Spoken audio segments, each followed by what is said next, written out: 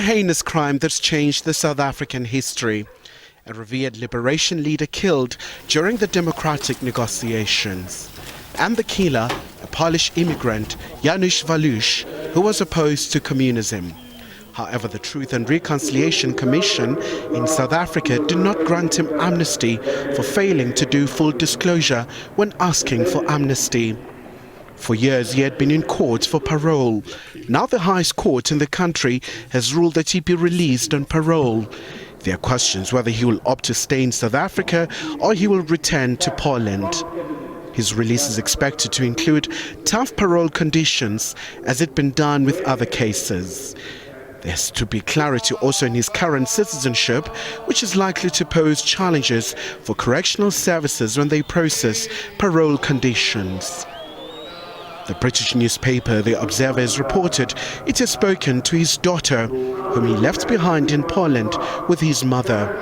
She told the media that she received funds to support his father's appeals, but not from fascist or neo-Nazi organizations.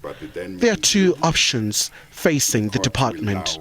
One is to immediately deport him once he is let out on parole.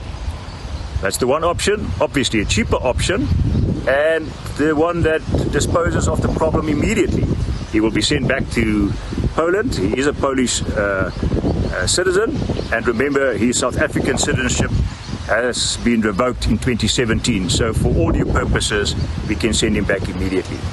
The second option is obviously to ensure that there are certain strict parole conditions for his release. President Cyril has also weighed in on this matter. The judgment on Walus, it is disappointing, I must say, very, very disappointing, because Chris Hani was an iconic figure in our struggle. And in fact, if you look at it more carefully, it was our democracy in the end, as we even attained an election date, was pivoted on the tragedy that our country went through when Chris Hani was killed. There is no word from the Polish government. Walus's home country. Khayelihle Khumalo, SABC News, Johannesburg.